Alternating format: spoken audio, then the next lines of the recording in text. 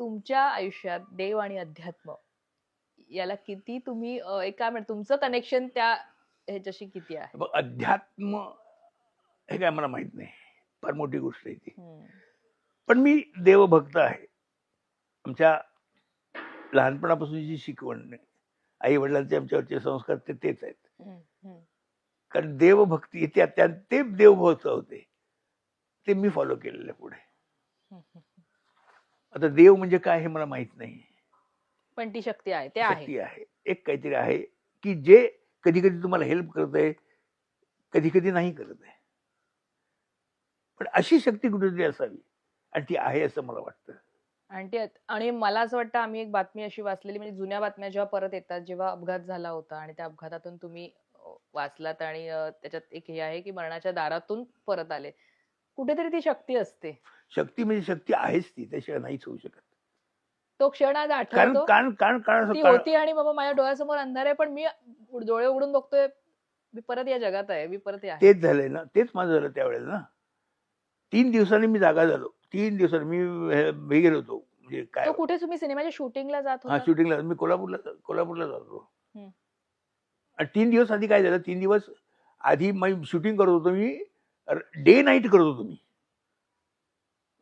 म्हणजे ऍड्स पण त्याच्यात.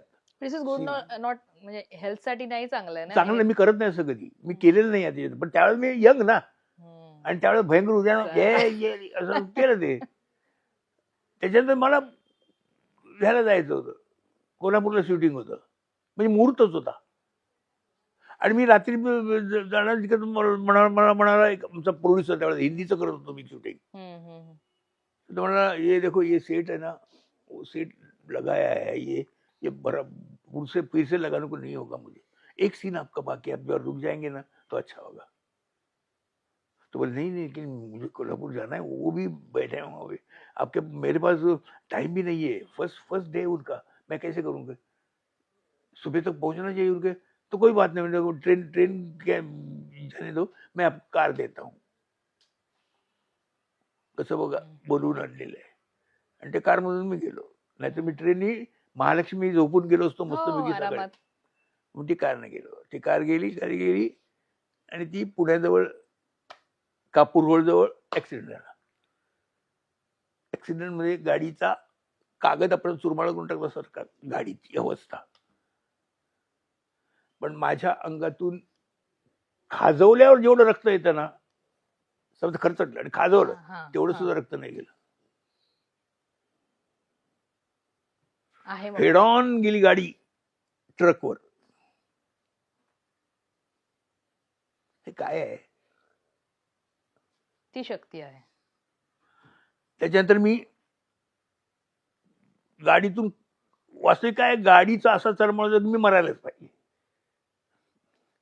गाडीच्या शक्तीजवळ तो काय, ती गाडीचा दरवाजा उघडला जातो काय, आणि सीटच्या सीट बाहेर येते, आणि त्या सीटवर मी आहे. चमत्कार. चमत्कार म्हणजे त्याच्यानंतर बरेच जण पास झाले तिकडून, कोणीही मला ओळखलं नाही. तेवढा पॉप्युलर नव्हतोच मी त्यावेळेला.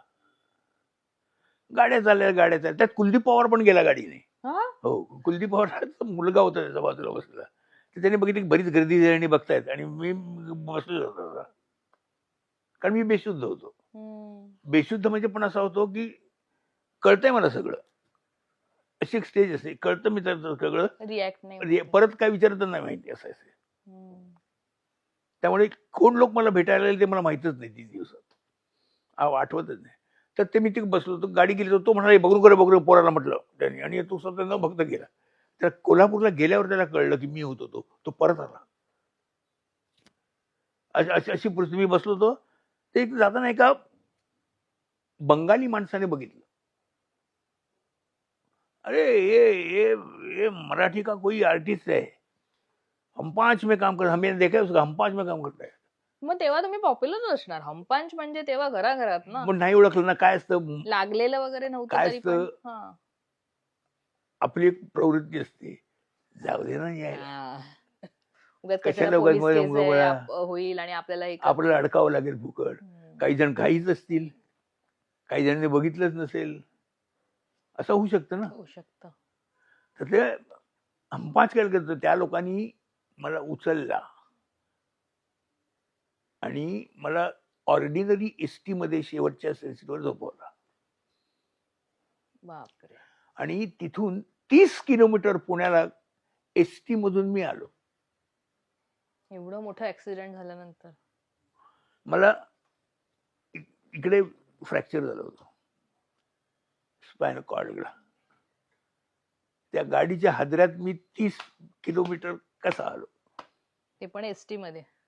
ती सगळी तीच म्हणून मी जोडून घेतला हा प्रश्न, कारण शेवटी ती शक्ती आहे आणि तिच्यावर निश्चित आहे, विश्वास निश्चित. ठेवायलाच हवा. आणि तेव्हापासून मी स्वामी महाराजांचा मी भक्त झालो.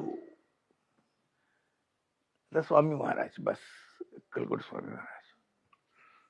माझ्या सगळेच तिकडे फोटो आहे आहोत, बरोबर. आम्ही आहोत आणि आम्ही आवर्जून, मी पण आता जाऊन आली, कारण ती शक्ती आहे आणि तिची आहे, अनुभूती निश्चित आहे काहीतरी. निश्चित निश्चित. नाहीतर राईटच काही भक्कच नाही मला तसं सुटण्याचं त्यातून, जे पद्धतीने झाले ते.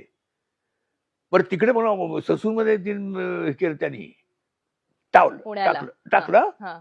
मी याच्यावर आहे स्ट्रेचरवर, लोक जातात येतात, कोणी लक्षच दिलं नाही. मला घुसून वरती ठेवलं. थोडं जवळजवळ इतकी गर्दी झाली तिकडे त्यावेळेला की जवळजवळ 1,500-2,000 हजार माणसं जमली ससून मध्ये. तर तेव्हा तिकडे बाई होती, एक आली, तिने मला ओळखलं. पंजाबी बाई. मराठी माणसाने कुठल्याही नाही ओळखलंय. हंपांचमुळे मी तेच म्हटलं ना, त्या पंजाबाबाईनी मला उचलून म्हणलं की ह्याला काय होणार, म्हणजे तिला मराठी येत होतं, म्हणजे मराठीमध्ये समजत होतं मराठी माणसामध्ये. तिने त्याला विचार केला की मराठी माणूस याच्याकडे डॉक्टर याच्याकडे पण उचलू शकत नाही.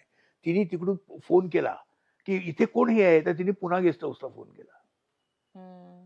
पुन्हा गेस्ट हाऊस मध्ये तिकडे चारुदत्त सरपोतदारांना फोन केला. चारुदत्त सरपोतदार नाही म्हटलं, अजय होता तिकडे. अजयला हे कळल्यावर अजय आला, अजय सरपोतदार माहिती आहे ना. त्यांनी म्हटलं, त्यांना सांगितलं मी याला इथून घेऊन जातोय. तर नाही घेऊन जाता येणार, पोलीस केस आहे, पोलीस आल्याशिवाय जाता येणार नाही. म्हणलं काय काय वाटेल ते कर मला, तुम्ही मी याला घेऊन जाणार. त्याने मला घेतला आणि त्याने मला संचेतीमध्ये ऍडमिट केलं. त्यामुळे मी वाचलो. तर माझं काय झालं असतं, कोण कुठून आली माणसं ही, निश्चित आहे.